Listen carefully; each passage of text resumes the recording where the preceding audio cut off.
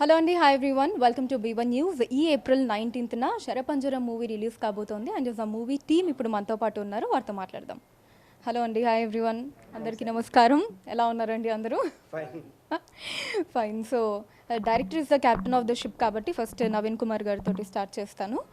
So Naveen గారు, ఈ movie story theme అది చెప్తారా అండి? అంటే ఏ బేసిస్ మీద రన్ అవుతుంది స్టోరీ ఇదంతా కూడా? దేవదాసి వ్యవస్థ ఐడియా ఉందండి. యా, ఐడియా అంటే ఉందండి. ప్రాంతాన్ని బట్టి రాష్ట్రాలను బట్టి ఈ కల్చర్ జోగిని మాతాంగి అని పిలువబడుతూ ఉంటుంది. అంటే ఒక ఆడవాళ్ళని దేవతకిచ్చి పెళ్లి చేసి ఊరు పెత్తందారి కావచ్చు, దొర కావచ్చు, వాళ్ళు శారీరకంగా వాడుకోవడం, వాళ్ళ తర్వాత ఊరందరూ వీళ్ళని వాడుకోవడం. అంటే ఊరు ఉమ్మడి ఆస్తిగా వీళ్ళని అనుభవిస్తూ ఉంటారు. ఒకవేళ వీళ్ళకి పిల్లలు కనుక అమ్మాయి పుడితే మళ్ళీ అమ్మాయిని కూడా జోగినిగానే మార్చే అలాంటి క్రూరమైన ఒక మూఢాచారం ఇది. ఇందులో ఉన్నటువంటి అమ్మాయి ఒక జోగిని అవ్వాల్సినటువంటి అమ్మాయి, గంగిరెద్దుల వాళ్ళ జీవన విధానం, గంగిరెద్దుల వాళ్ళ అబ్బాయి హీరో. గంగిరెద్దులు అనగానే మనకి ఇప్పటివరకు సంక్రాంతికి ఆడిచ్చే వాళ్ళ విధానమే మనకు తెలుసు. కానీ తెలంగాణలో చావుతో ముడిపడినటువంటి విధానం ఉంటుంది. చనిపోయిన దగ్గర నుంచి 3వ రోజు, 5వ రోజు, 10వ రోజు అని పిట్టకేసే కార్యక్రమాలు ఉంటాయి. అందులో వీళ్ళు ముందు నడుస్తూ ఉంటారు. ఆ గంగిరెద్దు ఆట ఆడించుకుంటూ, గంగిరెద్దుతో విన్యాసాలు ఉంటాయి అన్నమాట. అవి ఆడించుకుంటూ వీళ్ళ జీవనాన్ని కొనసాగిస్తూ ఉంటారు, అడుక్కుంటా ఉంటారు వీళ్ళు అనమాట. సంచార జాతులకు సంబంధించిన వాళ్ళు వీళ్ళు. ఈ అబ్బాయి ఆ అమ్మాయి ఊరు గంగిరెద్దులో ఆడించుకుంటూ వచ్చి ఆ అమ్మాయిని ప్రేమిస్తే, అమ్మాయి ప్రేమించిందా లేదా, ఇక్కడ ప్రేమిస్తే సమాజం ఒప్పుకుంటుందా? ఎందుకంటే దేవత అవ్వాల్సినటువంటి అమ్మాయి, అంటే జోగినిగా మారాల్సినటువంటి అమ్మాయి ఊరు ఉమ్మడి ఆస్తిగా అనుభవించాలన్న కోరికలతో ఉన్న ఊరు వాళ్ళు ఒప్పుకున్నారా లేదా అనేది కాన్సెప్ట్. ఓకే అండి, ఫైన్. సో డెఫినెట్లీ ఒక కొత్త కాన్సెప్ట్ అని చెప్పుకోవచ్చు. అంటే ఇలాంటి ఒక కాన్సెప్ట్ మీద మూవీ చెయ్యాలి అని మీకు ఎందుకు అనిపించింది? దీని మీద ఏమైనా ఇన్స్పిరేషన్ పాయింట్ అలా ఏదన్నా ఉందా? ఉందండి, ఖచ్చితంగా ఉంది. ఎందుకంటే జీవన్ కావచ్చు, నేను కావచ్చు, నేను చిన్నప్పటి నుంచి స్టేజ్ ప్రోగ్రామ్స్ చేసేవాళ్ళం. ఓకే. ఒక 15-20 సంవత్సరాల క్రితం వైఎస్ రాజశేఖర రెడ్డి గారు సీఎంగా ఉన్నప్పుడు హెచ్ఐవి మీద అవేర్నెస్ ప్రోగ్రామ్స్ చేసేవాళ్ళు. ఆశా అనే ఒక ప్రోగ్రామ్ పెట్టారు అనమాట. మహబూబ్ నగర్, కరీంనగర్, నిజామాబాద్, ఆదిలాబాద్ ఆ జిల్లాల్లో మేము అవేర్నెస్ కార్యక్రమం తిరుగుతున్నప్పుడు కొన్ని ఊర్లలో ఇక్కడ దేవతలు ఉంటారు, వీళ్ళకి కొంచెం చెప్పండి. దేవతలు ఎవరు? దేవతల్ని అర్థం కాలే మాకు. అంటే వాళ్ళు ఎవరు అని కనుక్కున్న తర్వాత వాళ్ళు దేవదాసీలు, వాళ్ళు జోగినీలు అని అర్థమైంది. అంటే ఎంత క్రూరంగా ఆడవాళ్ళని హింసిస్తూ వాళ్ళని శారీరకంగా వాడుకోవడమే కాకుండా వాళ్ళ జీవితాలను నాశనం చేసేటువంటి ఒక కల్చర్, ఒక ఆచారంని అప్పుడు జరిగింది. కాబట్టి అది చూసిన తర్వాత మమ్మల్ని కదిలించింది. అంటే వీళ్ళ జీవితాలు, మనం చిన్న చిన్న సమస్యలకే ఎంతో కుమిలిపోతుంటాం, బాధపడుతుంటాం. వాళ్ళ జీవితాలు మొత్తం అలాగే ఉంటే వాళ్ళు ఎంత మదనపడి ఉంటారు, ఎన్ని కన్నీళ్ళు రాల్చి ఉంటారు వాళ్ళు. దాన్ని ఈ ప్రపంచానికి పరిచయం చేయాలి. ఎందుకంటే ఎన్నో కథలు, ఎన్నో గాథలు, ఇలాంటి నిజమైన జీవితాలు మరుగునబడిపోయినాయి. ఈ ప్రపంచానికి పరిచయం చేయాలనుకున్నాం, కానీ అదొక్కటే తీస్తే డాక్యుమెంటరీ లాగా ఇద్దాము అన్న ఒక అనుమానం ఉండే. దాన్ని నవలగా రాయాలనుకున్నాం. అదే క్రమంలో గంగిరెద్దుల వాళ్ళ జీవన విధానం, మా ఊరు చుట్టూ వీళ్ళు ఎక్కువ మంది ఉంటారు గంగిరెద్దుల వాళ్ళు. వాళ్ళకి నాకు బాగా నచ్చిందంటే సినిమా పరంగా నచ్చింది. వాళ్ళ జీవితాలు కూడా ఇప్పటికీ కొంతమందికి క్యాస్ట్ సర్టిఫికేట్ లేవు, నేటివిటీ సర్టిఫికేట్ ఉండదు, వాళ్ళకు అత్యంత దుర్భరంగా ఉంటాయి వాళ్ళ జీవితాలు కూడా. అలాంటి ఊరు గంగిరెద్దులు ఆడించుకునే అబ్బాయిని హీరోగా చేసి ఈ అమ్మాయిని హీరోయిన్గా చేస్తే ఒక చిన్న, అంటే మట్టిలో ఉన్నటువంటి వీళ్ళ కథను తీసుకొని ఈ ప్రపంచానికి ఒక కొత్త తరమైన ఒక సినిమాని చూపించాలన్న ఆశతో ఈ సినిమా చేయడం జరిగింది.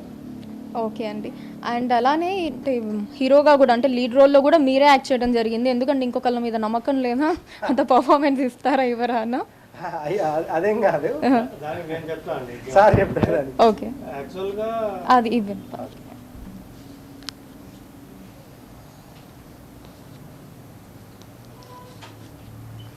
అంటే యాక్చువల్గా హీరో గారిని ఇంకొకరిని పెట్టుకుంటే వాళ్ళకి రెమ్యునేషన్ ఇవ్వాలి కదండి. ఓహో, ఓకే సో ఓకే. అందులో ఇది ఫస్ట్ కాన్సెప్ట్. దీని కాన్సెప్ట్ కూడా వీళ్ళు స్టార్ట్ చేసింది ఏంటంటే, డబ్బులు లేకుండా వాళ్ళ దగ్గర ఉన్న వనరులను యూజ్ చేసుకొని చేయాలా ఈ సినిమా అనే కాన్సెప్ట్. ఇంకొకరు ఊరికి వచ్చి చేయాలంటే హీరోగా ఉన్న వాళ్ళు చేయలేరు కదా, అదొక కారణము.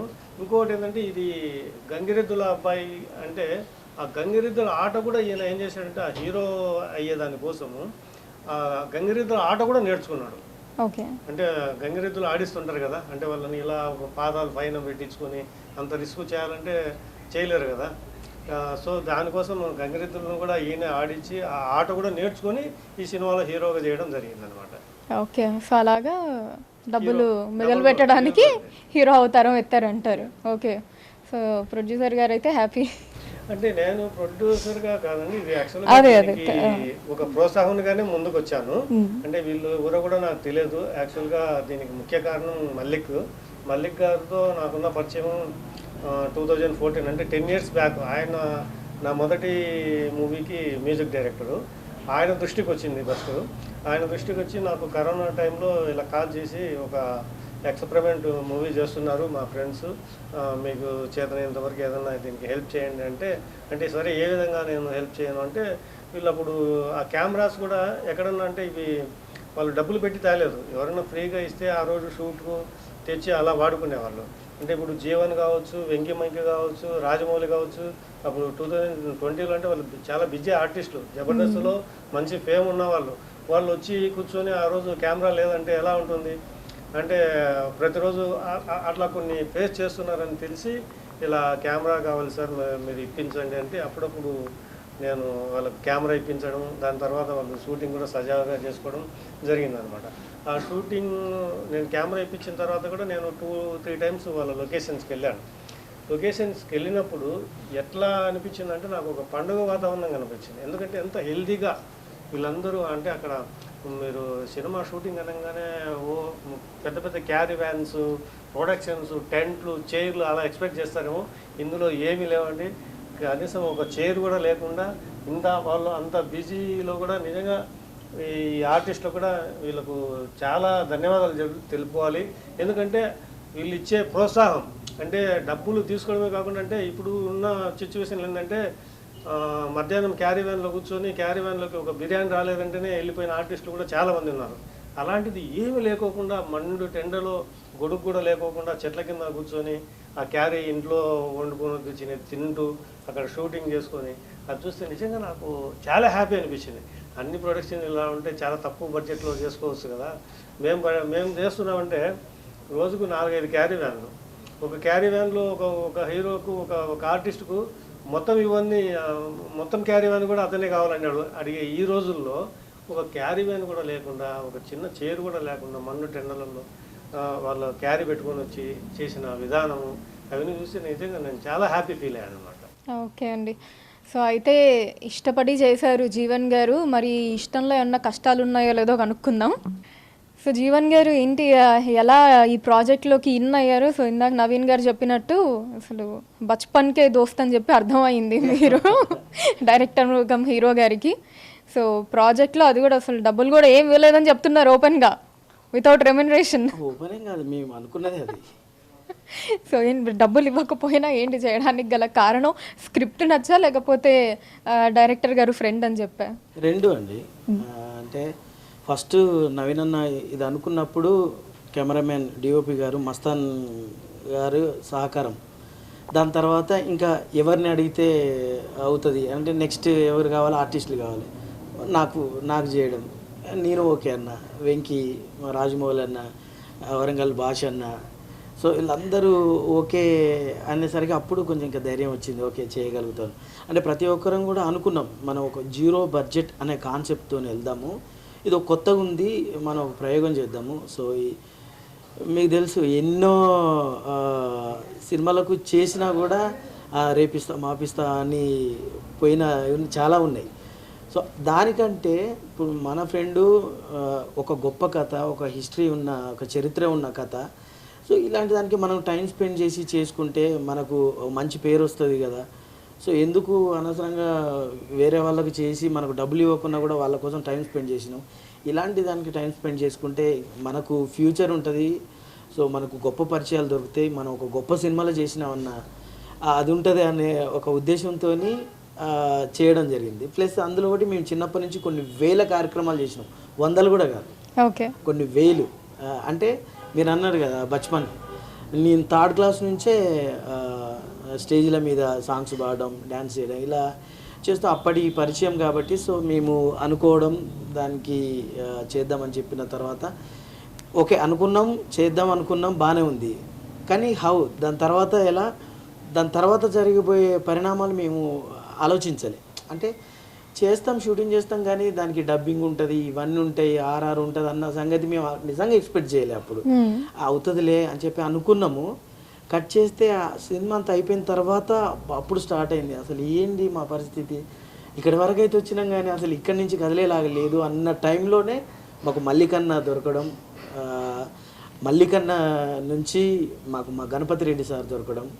సో అక్కడి నుంచి మాకు ఇంకా మేము అనుకున్న జీరో కాన్సెప్ట్కి వాళ్ళు 2 రథచక్రాలు అయిపోయారు మాకు. ఓకే. సో అలా నేను అనుకొని కథ ఎట్లాగూ మా నవీన్ అన్న రాసే కథలు అద్భుతంగా ఉంటాయి, ఇంకా కథ విషయంలో అసలు చెప్పాల్సిన అవసరం లేదు. సో ఎక్కువ నేను చేయడానికి కారణం కూడా మా ఇద్దరు ఫ్రెండ్షిప్. సో అందుకోసం మేము అందరం కలిసి చేద్దాం, ఏది ఉన్నా కూడా మనం కలిసి చేసుకుందాం అన్న ఒక చిన్న కమిట్మెంట్ కాన్సెప్ట్తోనే మేము కలిసి చేసాం. ఓకే అండి. సో మూవీలో ఈ క్యారెక్టర్ ఎలా ఉండబోతోంది మీది? నాకు తెలిసి కొన్ని సీన్లలోనైతే ఈయనకు కూడా ఉండవు సీన్లు, నాకుంటాయి. అన్ని ఎక్కువ ఉన్నాయి. అంటే నాకు ఎంత హ్యాపీగా అనిపించింది అని అంటే, ఇప్పుడు పెద్ద సినిమాలలో అంటే కొంచెం కనిపించినా చాలు అనుకున్న అదిలో, ఇలాంటి గొప్ప సినిమాలో కొంచెం కనిపించినా చాలు అనుకున్నా నేను. అంత గొప్ప సినిమా, మన సంస్కృతిని అంటే ఒకప్పుడున్న ఆచారాలని చెప్పే సినిమా కాబట్టి ఒక్కసారి కనిపించినా చాలు అని అనుకున్నాను. కానీ ఇంత పెద్ద క్యారెక్టర్ ఇస్తాడని నేను అనుకోలేదు, నాకు తెలిసి. సో చాలా గొప్ప క్యారెక్టర్. అసలు ఫస్ట్ చెప్పేటప్పుడు మీకు అంటే చెప్తారు కదా మామూలుగా, ఇది స్టోరీ, ఇది నీ క్యారెక్టర్, ఇన్ని డేస్ కావాలి ఇలా అని చెప్పి. ఎన్ని డేస్ అన్ని డేస్ ఏం లేదు, అలా ఏం లేదు. నువ్వు నా పక్కన చేస్తావు, ఇది బాగుంటుంది అని అన్నాడు అంతే.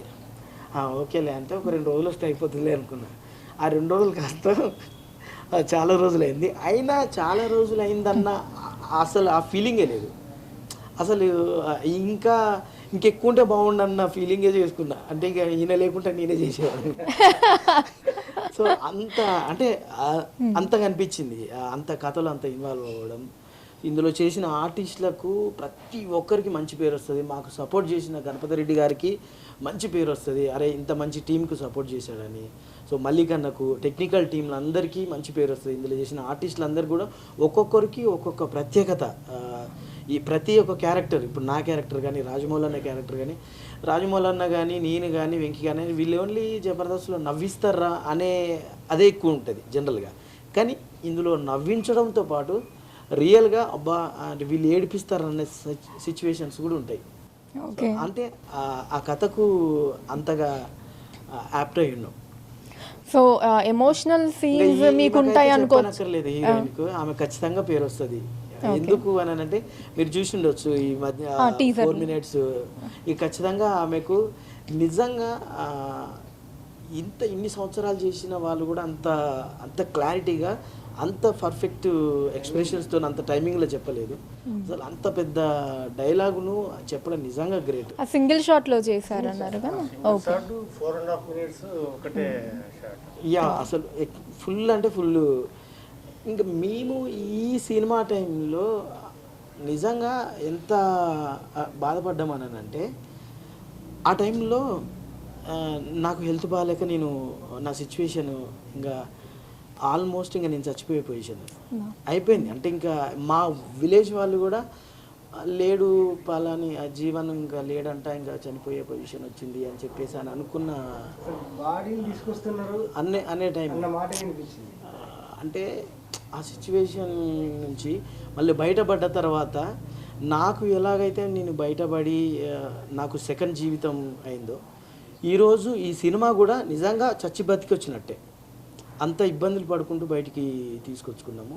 ఇలాంటి సిచ్యువేషన్లో అంటే ఒక కథ, ఒక చరిత్ర చచ్చిపోతుంది అనుకున్న సిచ్యువేషన్లో మాకు గణపతి రెడ్డి సార్ వాళ్ళ లాంటి దొరకడం వల్ల సో మాకు మళ్ళీ పునర్జన్మ వచ్చి చేసినట్టు అనిపించింది ఈ సినిమా.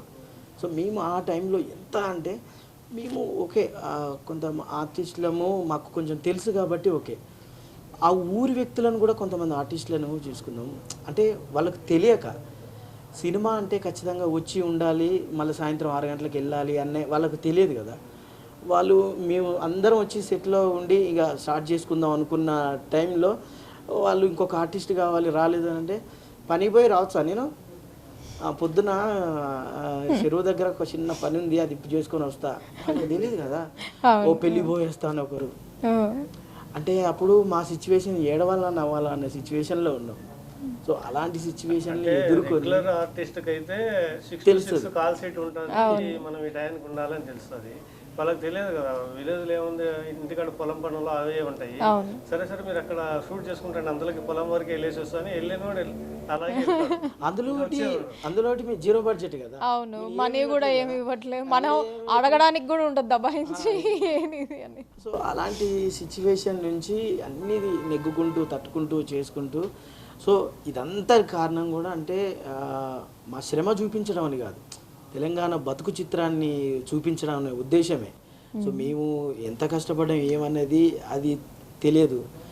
సో ఆ సినిమా చూసిన తర్వాత ఓహో అసలు ఈ చరిత్రను చూపించడానికి వీళ్ళు ఎన్ని ఇబ్బందులు పడ్డారు అనేది అప్పుడు అర్థం అవుతుంది. సో అందుకే నేను అప్పుడు హెల్త్ బాగాలేని టైంలో బయటకు వచ్చిన తర్వాత ఎంత అంటే బతికిన తర్వాత ఎంత నేను హ్యాపీగా ఫీల్ అయినో, నేను బతికిన అంటే దేవుడు నాకు ఒక మళ్ళీ జన్మ కల్పించాడని. సో ఈ సినిమా రిలీజ్ 19th తర్వాత కూడా మళ్ళీ నాకు అలాంటి ఫీలింగే వస్తుంది అని చెప్పి నా అభిప్రాయం. ఎందుకు అని అంటే దీని ద్వారా అంటే ఇప్పుడు అనుకోవచ్చు ఏదో చేశారులే డబ్బులు లేకుండా చేశారు అని అనుకోవచ్చు, కానీ మీలాంటి వాళ్ళ సపోర్ట్తో, మీడియా వీళ్ళందరి సపోర్ట్తో ఇలాంటి చిత్రం బయటపడ్డ తర్వాత మంచి హిట్ అయ్యి మాకు పేరు వస్తే అప్పుడు పడ్డ కష్టం అప్పుడు మర్చిపోతాం, మళ్ళీ ఇప్పుడు నిజంగా నేను మళ్ళీ జన్మించినరా అన్న ఆ ఫీల్ వస్తుంది. సో దానికోసం నిజంగా చాలా కష్టపడ్డాం మేమందరం కూడా. ఇక నవీన మేమైతే ఇద్దరం కూర్చొని అంటే మస్తానన్న నేను ముగ్గురం కూర్చొని ఏడ్చిన సందర్భాలు కూడా ఉన్నాయి. మేము అసలు ఏంటి ఈ పరిస్థితి, మనం తర్వాత ఏం చేద్దాం అని. కానీ సార్ నిజంగా అంటే మేము మిమ్మల్ని పొగుడుతున్నామని కాదు సార్, మాలాంటి వాళ్ళకు మీలాంటి వాళ్ళు దొరకడం నిజంగా అదృష్టం సార్. చాలా తక్కువ మంది ఉంటారు, నాకు తెలిసి ఉంటారో ఉండరో కూడా తెలియదు. ప్రొడ్యూసర్స్ అంటే మామూలుగా వాళ్ళకి ఎంత వస్తుందని చూసుకునే వాళ్ళు ఉంటారు, కానీ ఇలా ఒక మంచి టాలెంట్ ఉంది, మంచి కథ ఉంది, దీన్ని ఎంకరేజ్ చేద్దాం. డబ్బుల గురించి స్వార్థం చూసుకునే వాళ్ళు ఉన్న టైంలో పేరు గురించి స్వార్థం చూసుకున్నాం. అంటే ఇలాంటి వాళ్ళకు చేస్తే నాకు మంచి పేరు వస్తుందని ఆ స్వార్థం చూసుకున్న వ్యక్తిని సార్నే చూసినాం. నిజంగా గ్రేటు, అలాంటి వాళ్ళకి సపోర్ట్ చేసినాం. చాలా మంది సహాయం చేసి వదిలిపెట్టేస్తారు సార్, అలా కాదు. ఏ రోజైతే మాకు పరిచయం అయ్యారో ఆ రోజు నుంచి ఈ రోజు వరకు మాతోని మమ్మల్ని ముందుకు నడిపించడానికి మా వెనకాలే ఉంది. సార్ లేనిది మేము ఈ సినిమాని పూర్తి చేసేవాళ్ళం కాదు నిజంగా. ఎందుకంటే సెన్సార్ ఉంది, దీనికి ఎన్ఎల్ బోర్డ్ సర్టిఫికేట్ కావాలి, గంగిరెద్దును వాడాం, ఇవన్నీ కావాలంటే మాకు తెలియదు. మాకు మేము ఇండస్ట్రీకి కొత్తగా ఇవన్నీ ఉంటాయని కూడా మాకు తెలియదు. ఒక ప్రెస్ మీట్ కావాలంటే ఎంత అవుతుంది, మీకు ఒక ప్రివ్యూ చూపించాలంటే థియేటర్ మాట్లాడి చూపించాల్సి వస్తుంది.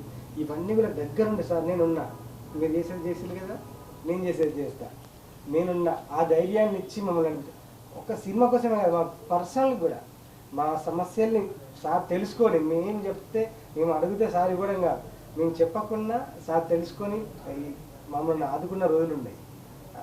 గ్రేట్ సార్, దానికి మేము ఎంతైనా రుణపడి ఉండాల్సిందే జీవితాంతం. అంటే దీనికన్నిటికీ ముఖ్య కారణం మల్లిక్ గారు అండి. మల్లిక్ గారు గత 23 సంవత్సరాల నుంచి అతనుకున్న ఇండస్ట్రీలో పరిచయాలు కానీ అన్నీ వాడుకొని ఈ సినిమాను ఈరోజు ఈ స్థాయి వరకు తేయడానికి ముఖ్య పోషక పోషించిన వ్యక్తి మల్లిక్ గారు కూడా. ఆయన దానికి అందుగుణంగా నేను ఏదన్నా ఆయన చెప్పిన వాటిని ఫాలో అవుతున్నాను తప్ప మొత్తం ముందుండి నడిపించేది అయితే మల్లిక్ గారే. దీనికంతా goes to credit to Mallik. And ఇంకొకటి వీళ్ళ యొక్క సంకల్పం మెయిన్. అంటే వీళ్ళకి చేయాలని చూడండి, అసలు సినిమా పోస్ట్ ప్రొడక్షన్ ఎలా చేయాలో తెలియదు, ఏం ఉంటాయో తెలియదు, కానీ ఇతని యొక్క నమ్మకం ఏంటి, నేను ఎప్పుడైనా సినిమా చేద్దామని చెప్పేసి వీళ్ళు ప్రయత్నం చేశారు. చూసారా, ఆ ప్రయత్నంలోనే వీళ్ళు సక్సెస్ అయ్యారు. ఆ ప్రయత్నంతోనే ఈరోజు ఇతని వెనకాల ఇంతమంది ఉన్నారు. నాలాంటి వ్యక్తి కావచ్చు, మల్లిక్ గారు కావచ్చు, అలాగే తెలంగాణ సాంస్కృతిక శాఖ మన మావిడాల హరికృష్ణ గారు కావచ్చు, ఇంతమంది ప్రోత్సాహంతోనే ఎక్కడో అమ్మాపురంలో స్టార్ట్ అయిన ఈ సినిమా ఈరోజు హైదరాబాద్ వరకు వచ్చి ఈయన ఊరూరు పడదాలు కట్టుకొని నేను సినిమా థియేటర్లో రాకపోయినా పర్లేదు, ఊరూరు పడదాలు కట్టి నా సినిమా చూపిస్తా అనుకున్న సినిమా ఈరోజు ఫస్ట్ ఒక కార్యక్రమం రవీంద్ర భారతిలో జరిగింది. రవీంద్ర భారతి అంటే నేను చిన్నప్పటి నుంచి ఎప్పుడు రవీంద్ర భారతి ఇలా హైదరాబాద్కు ఒక ఐకాన్. అక్కడికి వెళ్ళి లోపల ఏం జరుగుతుంటో చూద్దాం అనుకుంటున్నా. అలాంటిది వీళ్ళ అటువంటి రవీంద్ర భారతిలో ఒక సత్కారం అందుకొని అక్కడ ఒక ప్రోగ్రాం దిగ్విజయంగా చేసుకోవడము, అలాగే అక్కడ నుంచి ప్రసాద్ ల్యాబ్ సిటీలో నడిబొడ్డున ఉన్నటువంటి పెద్ద పెద్ద మూవీస్ చేసిన ప్రసాద్ ల్యాబ్లో కూడా 3-4 ప్రోగ్రామ్స్ కండక్ట్ చేయడము, రామనాయుడు స్టూడియోలో వీళ్ళ ప్రివ్యూస్ కానీ ఇవన్నీ చూసుకోవడము, నిజంగా వీళ్ళకు ఎక్కడి నుంచి ఎక్కడికి వాళ్ళ జర్నీ చూసుకుంటే వాళ్ళకి ఆశ్చర్యం. అక్కడికి సిటీకి రావాలంటేనే వీళ్ళ దగ్గర ఛార్జీలు కూడా డబ్బులు ఉండేవి కావు. అంటే వీళ్ళ ఫ్రెండ్స్ ఎవరో ఒకరు ఇస్తే ఆయన హైదరాబాద్కి రావాలి. అటువంటిది ఈరోజు ఈ సినిమా ఈ స్థాయిలో నిలబెట్టారంటే వాళ్ళ డబ్బులని కాదు, వాళ్ళ యొక్క దృఢ సంకల్పం. అంటే డబ్బులు ఉంటేనే చేస్తామని కాదు, ఆ సంకల్పం ఉంటే ఏదైనా చేయొచ్చు. దానికి నిదర్శనమే నవీన్. ఒక్క చిన్న విషయం, అసలు యాక్చువల్లీ నవీన్ అన్న నేను ఇంతవరకు చెప్పలేదు, ఇప్పుడు చెప్తున్నా. నేను తను షూట్స్కి రమ్మని అన్న టైంలో నేను ఎన్నిసార్లు నేను రావడానికి డబ్బు లేక ఎన్నిసార్లు బాధపడ్డాను నాకు తెలుసు. లేవు అంటే తను ఇప్పుడు మేము అడగలేని పరిస్థితి, తన దగ్గర లేవు, నా దగ్గర లేవు, చాలా ఇబ్బంది పడుతున్నా. కానీ నేను షూట్కి వెళ్ళాలి, ఎట్లా అసలు ఎంత ఇబ్బంది పడ్డామనంటే యాక్చువల్లీ చాలామందిని అడిగి కొంచెం వేరే చిన్న పని ఉంది, కొన్ని డబ్బులు ఇస్తా అని చెప్పేసి అని కొంతమంది ఫ్రెండ్స్ని అడుక్కొని షూటింగ్ పోయి చేసి వచ్చిన రోజులు ఉన్నాయి. సో అంత ఇబ్బంది నేను మళ్ళీ ఇంకొకసారి నాకు ఎక్కడ బాధ అనిపించింది అని అంటే, నేను బయటకు వచ్చిన తర్వాత హెల్త్ బాగాలేక బయటకు వచ్చిన తర్వాత అంటే మళ్ళీ బయటకు వస్తానో లేదో అన్నంత హెల్త్ అలాంటి సిచ్యువేషన్ ఉంది. అంటే మళ్ళీ వస్తా, మళ్ళీ ప్రేక్షకుల ముందుకు కనిపిస్తా అని చెప్పి నేను అనుకోలేదు. అంత ఇబ్బంది పడ్డాను. ఓకే అండి, బై గాడ్స్ గ్రేస్ మీరు ఆరోగ్యంగా మళ్ళీ మా ముందు వచ్చారు, నటిస్తూ ఉన్నారు, మమ్మల్ని అందరినీ ఎంటర్టైన్ చేస్తూ నేను ఉన్నారు. ఎందుకు ఇంత అంటే ఒక ఆర్టిస్ట్కు నిజంగా చచ్చిపోయి బతికి ఉన్న అది పెద్దగా కాదు. తనకు ఎప్పుడైతే సినిమాలో ఒక మంచి క్యారెక్టర్ పడి ఆ గుర్తింపు బయటికి గుర్తింపు అప్పుడే నిజంగా బతికినట్టు. సో నాకు హెల్త్ బాగాలేని బయటకు వచ్చిన తర్వాత మంచిగా అయిన తర్వాత బయటకు వచ్చే సినిమా ఇది ఒకటే. సో దీని నుంచి మన లైఫ్ బాగుండాలి, దానికి తోడు మా సార్ దొరకడం మాకు నిజంగా అనిపించింది. అంటే మళ్ళీ మరో జన్మ అవుతున్న ఫీలింగ్. సో లేదండి, ఆరోగ్యం పరంగా అసలు మీరు అన్నట్టు చావు అంచుల వరకు కూడా వెళ్ళి తిరిగి వచ్చారు. మీరు ఏదైతే కోరుకుంటున్నారో అసలు ఆ గుర్తింపు నటుడిగా అది కూడా ఖచ్చితంగా ఈ మూవీ ద్వారా వస్తుంది.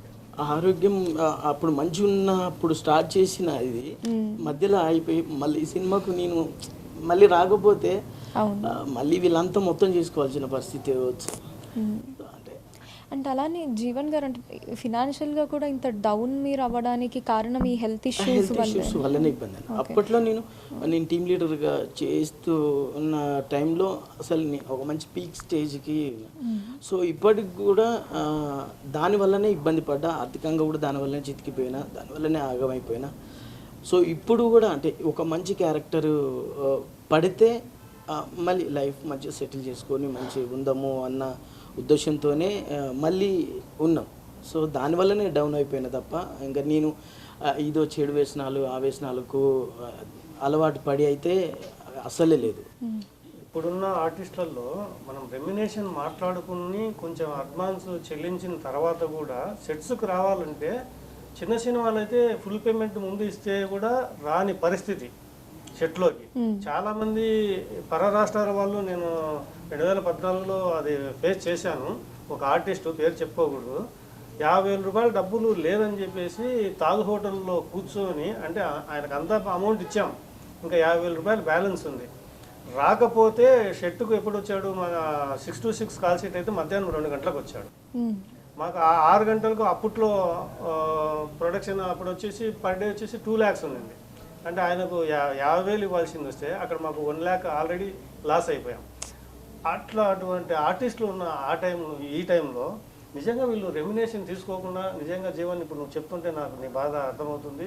నిజంగా అప్పటికి నేను ఇంకా మీకు ఆ జర్నీలో లేనేమో, ఉండింటే మీకు ఆ కష్టం ఖచ్చితంగా వచ్చిండే జీవాన్ని కాదు. అంటే చూడండి వాళ్ళ తపన ఎలా ఉందో. నా దగ్గర ఛార్జీకి డబ్బులు లేకపోయినా సరే అక్కడికి పోయి యాక్ట్ చేస్తే ఏమన్నా డబ్బులు వస్తుందా, అది తీసుకొని ఏమన్నా వీళ్ళు రెమ్యునేషన్ అంటే ఏమన్నా వాళ్ళ అవసరాలకు వాడుకుందామని కూడా కాదు కదా. డబ్బులు లేకపోయినా కూడా అక్కడ ఇక్కడ అడుక్కొని వచ్చి అక్కడ యాక్ట్ చేయాలా అనే మీ ఇంటెన్షన్ ఉంది చూసావా. నిజంగా ఆ ఇంటెన్షనే నిజంగా మీకు కరోనాలో కూడా అంత డెత్ వరకు పోయి మళ్ళీ బయటకు వచ్చారంటే నిజంగా కూడా మీరు ఆ శరపంజరం కోసమే వచ్చారేమేమో నేనైతే అనుకుంటున్నా మనస్ఫూర్తిగా. ఎందుకంటే మీ సంకల్పం ఏదైతే మీ ఫ్రెండ్ బాగుండాలి, మా ఫ్రెండ్కి నేను ఫ్రీగా చేయాలి అనుకొని మీరందరూ మీరు ఇచ్చిన సపోర్టు, మీ సపోర్ట్ చూసుకొని నవీన్ కూడా ఇంత దృఢంగా ఈ సినిమాను నేను తీస్తాను అనుకున్నాడు కాబట్టి ఈరోజు ఇంతవరకు వచ్చింది. నిజంగా మీలాంటి ఆర్టిస్టులను చూసి ఇప్పుడు వచ్చే కొత్త ఆర్టిస్టులు కూడా చాలా చాలా తెలుసుకోవాలి. ఎందుకంటే తలతో మీరు కొంతమంది ఆర్టిస్టులు తలతో నేను చెప్తున్నాను సిగ్గుతో తల ఉంచుకోవాలి. ఎందుకంటే ఎంతోమంది రెమ్యునేషన్ తీసుకొని కూడా ఎలా బిహేవ్ చేశారో నాకు చాలా బాగా తెలుసు. రెమ్యునేషన్ లేకుండా వీళ్ళు ఎంత కష్టపడి ఈ సినిమా చేస్తున్నారో మీరు టెక్నీషియన్స్గా ఆర్టిస్టులుగా మీరందరూ ఒకటి గుర్తుపెట్టుకోండి. రెమ్యునేషన్ తీసుకునేంత మాత్రం. ఎందుకంటే నా ప్రీవియస్ మూవీకి నేను చాలా స్ట్రగుల్స్ పడ్డాను. చిన్న సినిమా అని, చిన్న అప్కమింగ్ ప్రొడ్యూసర్స్ అని నేను ఆ రోజు కూడా స్టేజ్ పైన మాట్లాడాను. దిల్ రాజు బ్యానర్ కానీ తర్వాత గీతార్స్ కానీ వాళ్ళు కూడా మొదటి చిత్రంతోనే ఈరోజు ఇంత పెద్ద బ్యానర్స్ అయింటాయి ఆ రోజు. అందుకనే నేను నాకు ఆక్రోశంతోనే నేను స్టేజ్ పైన 3 సినిమాలు అనౌన్స్ చేశాను. నెక్స్ట్ 3 సినిమాలు చేస్తున్నాను అని. అప్పుడు దాని తర్వాత వాళ్ళ బిహేవియర్ ఎలా మారిందంటే సార్ అని ఆఫీస్కి పిలుస్తాను పరిగెత్తారు. ఇంతకుముందు ప్రమోషన్స్ ఉన్నాయి, అక్కడ మనము ఇంటర్వ్యూస్ ఉన్నాయి పెడుతున్నాము, లేదంటే టీజర్ లాంచ్ ఉందంటే నేను డబ్బులు ఇచ్చి పెయిడ్ ఆర్టిస్టులను తెచ్చుకోవాల్సిన పరిస్థితి, దౌర్భాగ్యమైన పరిస్థితి పట్టింది. మన దాంట్లో మేము రెమ్యునేషన్లు ఇచ్చి కూడా నేను వేరే వాళ్ళకు డబ్బులు ఇచ్చి నేను టీజర్ లాంచులు, ట్రైలర్ లాంచులు చేసుకోవాల్సిన పరిస్థితి వచ్చింది. గుర్తుపెట్టుకోండి, మా డబ్బులతో ప్రొడ్యూసర్గా మేము ప్రమోషన్ చేసేటప్పుడు ఆర్టిస్ట్గా మీరు కూడా ఎదుగుతారు కదా. మీకు ఎందుకు అంత బాధ నొప్పి? కనీసం ఒక సినిమాకి యాక్ట్ చేసామంటే దాన్ని ప్రమోట్ చేయాల్సిన బాధ్యత కూడా ఆర్టిస్టుల పైన ఖచ్చితంగా ఉంటుంది. ఇలాంటి ఆర్టిస్టులను చూసి నేర్చుకోండి. భావితరాలకు నిజంగా మీరందరూ కూడా చాలా ఆదర్శంగా ఉంటారు. పెద్ద వాళ్ళకు కూడా చెప్తున్నాను. అందుకే నేను కూడా రేపొద్దున మాది చాలా ఎంత పెద్ద బ్యానర్ అయినా సరే టాప్ పొజిషన్లో ఉన్న వాళ్ళు పిలిచినా వెళ్తానో లేదో తెలియదు, కానీ చిన్నవాడు ఎవడు పిలిచినా కూడా నేను వాళ్ళు పిలవకపోయినా కూడా వాళ్ళ పక్కన ఉంటాను, వాళ్ళందరికీ సపోర్ట్ చేస్తాను. తప్పకుండా మనం ఇండస్ట్రీలో ఇలా చేస్తే మంచి హెల్తీ వాతావరణం ఉంటుంది. నాకు నిజంగా ఈ మాట జీవన్ విన్న తర్వాత నా ప్రమోషన్స్ మీ కష్టాలు రిపీట్ అయ్యాయి. నిజంగా హ్యాట్స్ ఆఫ్ జీవన్.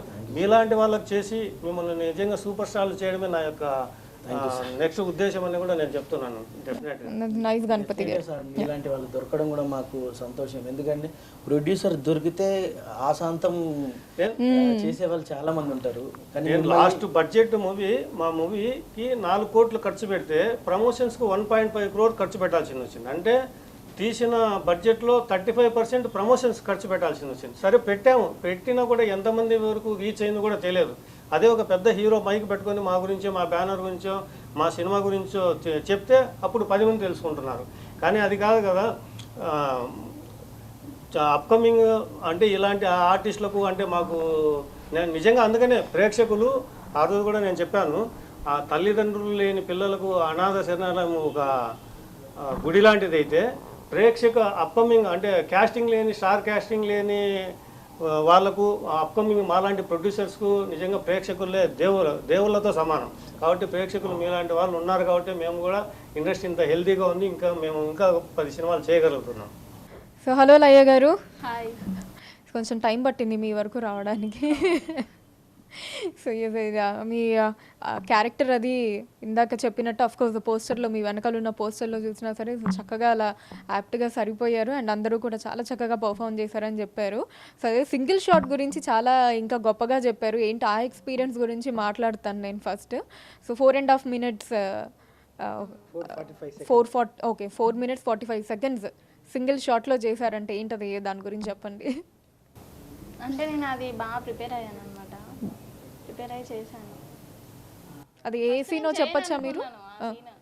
సార్ నాకు చెప్పిన తర్వాత నేను ఈ సీన్ చేయలేను అనుకున్నాను. నేను చేయలేనని చెప్పేసి అంటే అన్నయ్య ఇక సారే నన్ను బాగా మోటివేట్ చేశారు. నువ్వు చేస్తావమ్మా, ఎందుకు చేయవు, నువ్వు చేస్తావు అది ఇది అంటే ఓకే సరే ట్రై చేద్దాం అన్నట్టుగా చేశాను. అంటే తనకు ఒక క్లాస్ చెప్పినట్టే ఉంటుంది. ఒక స్టూడెంట్కి ఒక టీచర్ క్లాస్ ఎట్లా చెప్తారో అట్లా చెప్పి ఆమె ఇంటికి వెళ్ళిన తర్వాత కూడా ఓకే నా ప్రాక్టీస్ చేసావా డైలాగ్స్, ఒకసారి నాకు వీడియో తీసి పంపించు అని చెప్పి అట్లా చేసి పర్ఫెక్ట్ రావాలి, మళ్ళీ టైమింగ్లో రావాలి. ఎందుకంటే మనకు ఆర్ఆర్కి స్కోప్ ఉండాలి అందులో. మళ్ళీ ఆ ఒక గుడిలో చేస్తున్నాం, గుడిలో ఉన్నప్పుడు అందులో ఒక డైలాగ్ ఉంటుంది, అంటే చాలా డైలాగులలో దేవుడే మా నాన్న అనుకున్నాను అన్నప్పుడు ఖచ్చితంగా దేవుడి వైపు వెళ్ళాలి, అందులో తిరుగుకుంటూ. కాబట్టి అలాంటి టైమింగ్ రావడం కోసం చాలా కష్టపడ్డది, ప్లస్ అంత చాలా బాగా చేసింది. అప్పుడు తన 10th అయిపోయింది ఈ సినిమా స్టార్ట్ అయినప్పుడు. ఓకే. అంటే నేను కూడా అనుకుంటా అదే చేస్తుందా చేయదా అనుకునే ఒక అనుమానం ఉండే, కానీ స్టూడెంట్ కాబట్టి సార్ వాళ్ళు అన్నారు అనమాట ఇంతకుముందు, స్టూడెంట్ కాబట్టి చేయగలిగింది, పెద్దవాళ్ళు అయితే మర్చిపోయే వాళ్ళు అన్ని డైలాగ్స్ అని. ఇప్పుడు ఉన్న సిచ్యువేషన్లు ఏంటంటే 30 సెకండ్లు ఒక డైలాగ్ చెప్పాలంటేనే ప్రాంప్ట్ తీసుకుంటున్నాం. అలాంటిది అమ్మాయి స్టూడెంట్ కాబట్టి అదే గ్రాస్పింగ్ అది అంతా. ఇంకోటి ఏంటంటే ఆ 4 minutes కౌంటర్ డైలాగ్స్ ఉంటే మాట్లాడడం వేరు, సింగిల్ తనే అమ్మాయి ఒక్కటే మాట్లాడుతూ ఉండాలి. అందులో హీరో ఉంటాడు కానీ ఊరికి జస్ట్ నిల్చొనే ఉంటాడు, మొత్తం డైలాగ్స్ అన్ని ఆ అమ్మాయే ఉంటుంది. 4 నిమిషాలంటే ఎంత నడివిడి ఉంటుంది చూడండి. అదంతా గుర్తుపెట్టుకొని మైండ్లో మరి ఎక్కడ రోల్ కాకోకుండా, అలాగే మళ్ళీ కొత్త అమ్మాయి కదా తడబాటు లేకుండా ఆ మ్యూజిక్ ఆర్ఆర్ కూడా బాగా గ్యాప్ ఇస్తూ ఎక్కడెక్కడ గ్యాప్స్ రావాలి, ఎక్కడ తీసుకోవాలి అనేది చాలా బాగా చేసింది. ఆ సీన్ చూసిన తర్వాత ఎవరు అమ్మాయి కొత్త అమ్మాయి ఇదే ఫస్ట్ సినిమా అంటే ఎవరు నమ్మరు. ఓకే. అసలు నేను కూడా అనుకోలే ఆ సీన్ చేసిన తర్వాత ఇంత బాగా చేశానా అనుకున్నా నేనే. ఓకే. నేను కూడా అలా చేస్తాను అనుకోలే, అది ఎన్ని టేక్లో అయ్యిద్దో అని బాగా భయపడ్డాను. అంటే 10-15 సినిమాలు చేసినంత ఎక్స్పీరియన్స్ తో చెప్పింది. అంటే ఒకవేళ గ్లిజరిన్ రాసుకున్న కంటికి ఒక 30 seconds 1 minute కంటికి నీళ్ళు వస్తాయి, అలాంటిది 4 minutes కంటిన్యూగా ఏడుస్తానే ఆ సీన్ చేసింది. మరి ఎలా వచ్చాయో రియల్ గా వచ్చాయో ఇది వాడారా అంటే గ్లిజరిన్? అలాంటిది వాడలేదు, గ్లిజరిన్ వాడలేదు. 4 minutes ఏడుస్తూనే ఉన్నారు. సినిమాకి సంబంధించిన ఏ ఎఫెక్ట్ కూడా వాడలేదు సినిమాలో, మేము చేస్తున్నాం ఎవరు వాడలేదు గ్లిజరిన్, ఎవరు వాడలేదు. చేసింది సినిమా, కానీ సినిమాకి సంబంధించింది ఏది వాడకుండా చేసినాం. అందరూ natural గా ఇచ్చారు. ఒక రియల్ లైఫ్ సినిమా బండి అనుకోవచ్చు. అయితే సినిమా బండి మూవీ ఉంది కదా, మీరు ఆ సినిమా బండి చూసారు కదా, అది మమ్మల్ని చూసి బయోపిక్ చేశారేమో అనిపించింది ఆ సినిమా చూసి. సో ఆ స్టైల్లోనే తీసారు అయితే. ఫైన్. లైగర్ ఏదో చెప్తున్నారు. ఓకే. సో ఫస్ట్ అసలు మీరు హీరోయిన్ అని చెప్పగానే డైరెక్టర్ గారు మీకు ఎలా అనిపించింది, అండ్ ఇంట్లో పేరెంట్స్కి చెప్పిన తర్వాత వాళ్ళేమన్నారు? ఫస్ట్ హీరోయిన్ అంటే ఏంటో తెలియదు ఫస్ట్. అంటే మూవీస్ చూస్తూ ఉంటారు కదండి. అవును, 10th అయిపోయిన తర్వాత హీరోయిన్ అంటే సినిమానా అంటే ఆ సిచ్యువేషన్ నుంచి హీరోయిన్ అంటే నిజంగా చెప్పు. ఫస్ట్ ఎగ్జైట్మెంట్ గా ఫీల్ అయినా హీరోయిన్ నేనా అని, తర్వాత పోయిన తర్వాత షూటింగ్ దగ్గర హీరోయిన్ అంటే ఐడియా ఉంది, పోయిన తర్వాత అయ్యో నేను ఎందుకు ఒప్పుకున్నా అసలు అనిపించింది. అంతే కెమెరా చూసి అక్కడ జనాలు విలేజ్ లో షూట్ అన్నప్పుడు అందరు వస్తారు కదా చూడడానికి, అందరిని చూసి నేను వేస్ట్ ఒప్పుకున్నానే అనిపించింది నాకు. భయపడేది అనమాట బాగా. ఓకే. సో ఇప్పుడు సరే స్టార్టింగ్లో ఫస్ట్ అలా భయం వేసింది, కానీ షూటింగ్ అది స్టార్ట్ అయిపోయిన తర్వాత ఎప్పుడైనా మధ్యలో పారిపోతే బాగుండి ఇక్కడ నుంచి అని ఎప్పుడన్నా అనిపించిందా? అలా అంటే సార్ ఎప్పుడైనా కొంచెం సీరియస్ అయినప్పుడు ఇక నేను వద్దని చెప్పేస్తా అని కోపం వచ్చేది కొంచెం. ఓకే. ఎలా సీరియస్ అవుతారు? అరుస్తారా? అమ్మ ఏం చేస్తున్నావు అట్లా సీరియస్ అయ్యేది అనమాట. ఓకే. నేను ఎవరితో ఆయన మాట్లాడుతుంటే అక్కడ ఒక్కొక్కసారి నేను సీన్ పట్టించుకోపోయేది అనమాట, ఏదో మాట్లాడుతుండే ఎక్స్ప్లెయిన్ చేస్తున్నప్పుడు సెట్ లో చేస్తున్నప్పుడు ఎప్పుడు సీరియస్ కాకపోయేది, కానీ మనం సీన్ ఎక్స్ప్లెయిన్ చేస్తున్నప్పుడు ఎప్పుడన్నా పక్క వాళ్ళతో మాట్లాడితే అప్పుడు కొంచెం సీరియస్ అయ్యేది. Okay fine. సరే ఇంట్లో పేరెంట్స్ ఏమన్నారు అసలు ఫస్ట్ షూటింగ్కి? అది వద్దన్నారు. తర్వాత అల్వాల్ సోమయ్య గారు వచ్చి ఇక మాట్లాడారు, మన దగ్గరే అంత లోకల్ వాళ్ళే, బయట వాళ్ళు ఎవరు లేరు, అంతా మనకు తెలిసిన వాళ్ళే అని కొంచెం మోటివేట్ చేశారు అన్నమాట వాళ్ళని. వాళ్ళు ఓకే అన్నారు, కానీ ఇక మా ఫ్యామిలీ వాళ్ళందరూ తర్వాత పంపించిన తర్వాత ఎందుకు పంపించారు అమ్మాయిని అలా ఇలా అన్నారు అనమాట. ఓకే. మీకు బాగా కష్టమైన సీన్ ఏది, ఏమనిపించింది ఈ షూటింగ్ మొత్తంలో? ఈ 4 minutes డైలాగ్ ఇదే. ఓకే. సో మిగతా అంత కష్టం అనిపించలేదు? ఇదొక్కటి. మళ్ళీ ఒక్క సీన్ చేసేటప్పుడు బాగా భయపడ్డాను. మోనశ్రీ మల్లిక్ గారితో చేసేటప్పుడు సార్ నన్ను బాగా భయపెట్టారు, మోనశ్రీ మల్లిక్ గారు వస్తున్నారు బాగా చేయాలయ్యా అట్లా కొంచెం భయపడ్డారు. నేను బాగా భయపడ్డాను ఆ సీన్ చేసేటప్పుడు. ఓకే. సో నవీన్ గారు, ఎప్పుడైనా ఒకవేళ అంటే ఇంకా ఆబ్వియస్లీ మా కొత్త కాబట్టి ఫస్ట్ టైం ఇది కాబట్టి కొంచెం చెప్పింది వినకపోయినా లేదా వేరే రకంగా ఉన్నా ఆ అరిచే ఇది ఇందాక తను చెప్పినట్టు అదే టోన్లో ఉండేదా, ఇంకొంచెం ఎక్కువ ఏమన్నా అరిచే వల్ల? ఎక్కువ అరవడం అనేది నాకు రాదు అసలు. రాదు అసలు. ఓకే. నేను చెప్తా అసలే రాదు. కాకపోతే ఏంటంటే ఎంత అగ్నిపర్వతం పేలేంత కోపం ఉన్నా కూడా అనుకుంటున్నా. ఓకే, అగ్నిపర్వతాన్ని లోపల దాచిపెట్టుకుంటారు అయితే. ఓకే. సో బాగా కోపం వచ్చిన సందర్భం ఏది మీకు? అంటే కొంతమంది ఆర్టిస్టులు జీవన్ కానీ జీవన్, ఉలిక్కి పడ్డారు బాబు. వెంకీ, రాజమౌళి అన్న వీళ్ళంతా షూటింగ్కి వచ్చి, అంటే వీళ్ళు డేట్స్ వదిలిపెట్టుకొని జబర్దస్త్ ఉన్నప్పుడు మిగతా షోస్ ఉన్నప్పుడు అవి క్యాన్సిల్ చేసుకుని కూడా షూటింగ్కి వచ్చిందన్నమాట. వచ్చిన తర్వాత అక్కడున్న ఆర్టిస్టులలో కొంతమంది రాలేదు. వస్తామని చెప్పి రాకపోవడమే కాకుండా ఫోన్ చేస్తే పెళ్ళికి పోయినాము వస్తున్నాము ఒక 1 అవర్లో వస్తామని. లేదన్నా ఇక్కడ ఆర్టిస్టులు ఆల్రెడీ వచ్చిళ్ళు, వాళ్ళని వెయిట్ చేయించడం తప్పు కదా. ఎంతన్నా హాఫ్ అన్ అవర్ 10 నిమిషాలు హాఫ్ అన్ అవర్ తర్వాత భోజనం చేస్తున్నాం, రాలేదు. ఆఫ్టర్నూన్ వరకు రాలేదు వాళ్ళు. నాకు టెన్షన్ అవుతుంది, ఎందుకంటే వీళ్ళు ఎంత నాకు ఫ్రెండ్స్ అయినా వాళ్ళ డేట్ వేస్ట్ చేయడం మంచి పద్ధతి కాదు కదా ఆర్టిస్టులది అని చెప్పి. అప్పుడు మస్తాన్ వచ్చి అన్న ఏం చేద్దాం అంటాను కెమెరామెన్. మస్తాన్ నేను ఏం చెప్తానో నువ్వు అదే చెయ్యి, ఇప్పుడు ఏం క్వశ్చన్స్ చెయ్యకు అని చెప్పి అప్పటికప్పటికి అక్కడ వీళ్ళు డేట్ వేస్ట్ అయిందని వీళ్ళు అనుకోవద్దు నా వల్ల అనుకుని ఒక సీన్ క్రియేట్ చేసి ముగ్గురితో ఒక సీన్ చేశాను. ఉత్తన సినిమాలో లేని సీన్ షూట్ చేసిన ఆ రోజు. రాకపోవడం వల్ల తర్వాత తెలిసిందా మీకు అది? ఆ రోజు కోపం వచ్చింది నాకు బాగా. అసలు ఏంటిది, నన్ను ఏం చేస్తారు వీళ్ళు ఏం చేయాలనుకుని నా సినిమాకి ఒప్పుకున్నారు. ముందొచ్చేమో నేను చేస్తాం, ప్లీజ్ నాకు ఒక క్యారెక్టర్ ఇవ్వండి, మేము మొత్తం ఉంటాం, సినిమాకి ఏదంటే అది చేస్తాం, హెల్ప్ చేస్తాం, మేము ఉంటామని ఇచ్చిన తర్వాత నన్ను ఆడుకోవడం మొదలుపెట్టిలో చాలా కొంతమంది. మాకు ముందే తెలుసు ఏదో అది ఆ సీన్ లేదు సినిమాలో, సీన్ లేదు చేశారు అన్న విషయం తెలుసు. ప్లస్ వాళ్ళు రాలేదు, మనం వెయిట్ చేస్తున్నాం అని చెప్పి తెలుసు. కానీ మేము ఫ్రెండ్స్ కాబట్టి మాకు ఓకే, వాళ్ళకి తెలియదు కాబట్టి అలా చేశారు, తెలిస్తే ఎందుకు చేస్తారు అని చెప్పేసి అనుకునే మేము కూల్గా ఉన్నాం. మధ్యాహ్నం తర్వాత వాళ్ళు వచ్చిన తర్వాత మెల్లగా చేసుకున్నాం. అలాంటి సిచ్యువేషన్. ఇది ఎక్కడండి లొకేషన్స్ అంతా ఎక్కడ జరిగింది? ఉమ్మడి వరంగల్ జిల్లా, ఇప్పుడు మహబూబాబాద్ జిల్లా తొర్రూరు పక్కన అమ్మాపురం కంటేయపాలెం అనే విలేజ్ లో షూట్ అంతా అక్కడే జరిగింది. ఆ అమ్మాయి ఇల్లు అయితే అబ్బాయి ఇల్లు 70% షూట్ ఒక్క విలేజ్ లో చేసినాం. మిగతాది మాటేడు అనే ఒక టెంపుల్ 4.5 minute టెంపుల్, అదొక 1000 years చరిత్ర ఉన్న టెంపుల్, అది అక్కడ చేసినాం. ధర్మసాగర్, కంబాలపల్లి, బయ్యారం, అక్కడ కోటగుళ్ళు అనే మంచి లొకేషన్ ఉంటుంది, అక్కడ కూడా చేసినాం. ఉమ్మడి వరంగల్ జిల్లాలో చేసినాం. Okay, fine.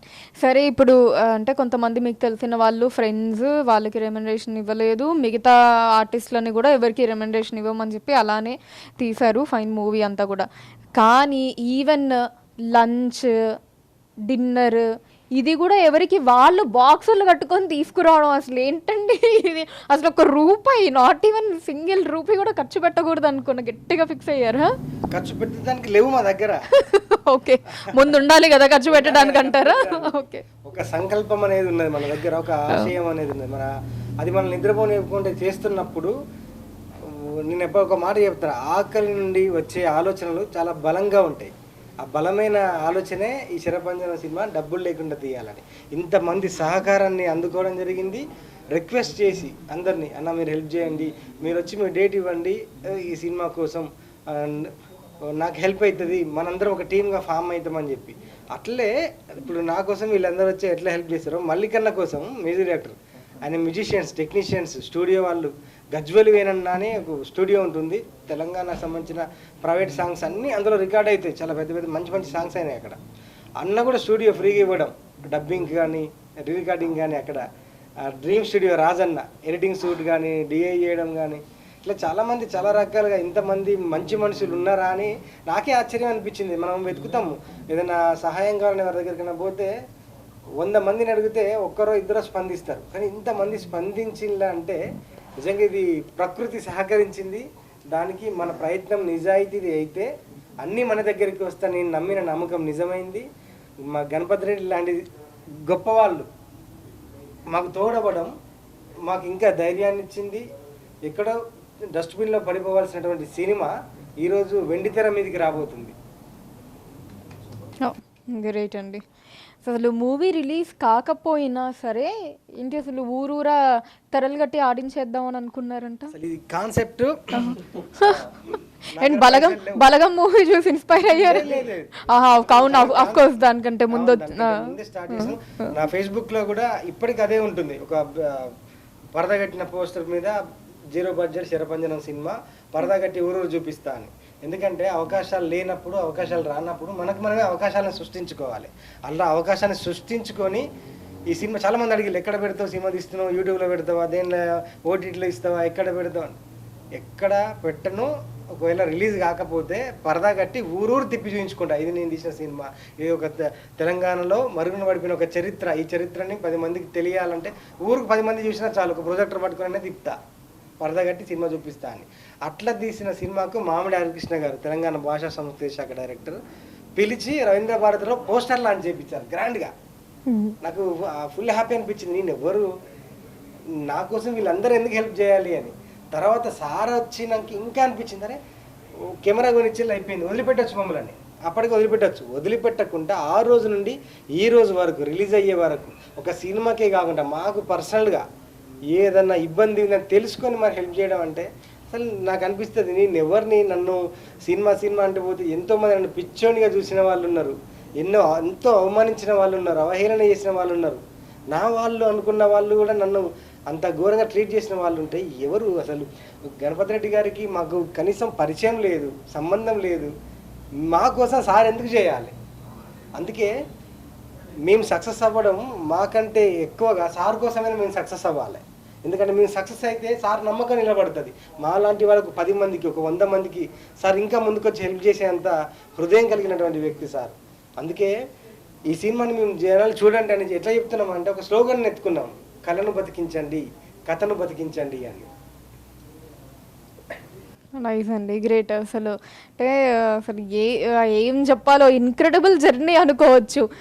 అసలు ఎవరికి రెమ్యూనరేషన్ లేకుండా అసలు అందరు ఇలా కుదరడం ఏంటో, ఈవెన్ పాపం ఫుడ్ కూడా వాళ్ళే తెచ్చుకోవడం ఏంటి, ఇదంతా ఫైన్. కానీ నాకు ఇక్కడ ఒక డౌట్ వచ్చిందండి. సరే ఆర్టిస్ట్ల వరకు అది అంతా ఓకే, కానీ ఇప్పుడు టెక్నీషియన్స్, ఇప్పుడు వాళ్ళకన్నా ఇవ్వాలి కదా మామూలుగా ₹1, అది మరి అదెలా అయ్యింది? టెక్నీషియన్స్ అంటే అందరు కూడా, ఇప్పుడు మ్యూజిక్ డైరెక్టర్ మల్లికన్న మా దగ్గరికి వచ్చినప్పుడు సార్ని పరిచయం చేసిన తర్వాత ఇంకా భుజాల మీదకి ఎత్తుకోవడం జరిగింది. ఇద్దరు ఈ సినిమాని ఎత్తుకొని, మల్లికన్న ఒక 23 ఇయర్స్ నుంచి ఇండస్ట్రీలో ఉన్నారు. ఆయన ఒక 64 సీరియల్స్కు మ్యూజిక్ డైరెక్టర్గా చేసి నంది అవార్డు అందుకున్నారన్న. ఆయనకున్న పరిచయాలు, ఆయన మంచితనం, అంటే వీళ్ళకి ఎక్కడ పరిచయం ఉందో, వీళ్ళ మంచితనం ఎక్కడ ఉపయోగపడుతుందో దాన్ని ఈ సినిమాకి డైవర్ట్ చేశారు వీళ్ళ ఇన్ని సంవత్సరాల పరిచయాలని. అట్లా టెక్నీషియన్స్ అందరూ కూడా ఫ్రీగా వర్క్ చేయడం జరిగింది. నైస్ అండి.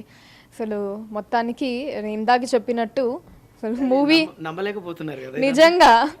అంటే for the first time, first of it's kind అంటారు కదా, అలాగే ఫర్ ద ఫస్ట్ టైం అన్నమాట. ఇలా ఒక అంటే స్టోరీ వైజ్ చూసుకున్నా సరే, మీ ప్లానింగ్ చూసుకున్నా సరే, అందరి కోఆర్డినేషన్ చూసుకున్నా సరే, అన్నీ కూడా నాకు చాలా కొత్తగా అనిపిస్తున్నాయి. ఫర్ ద ఫస్ట్ టైం వింటున్నాను ఇలా అంతా కూడా.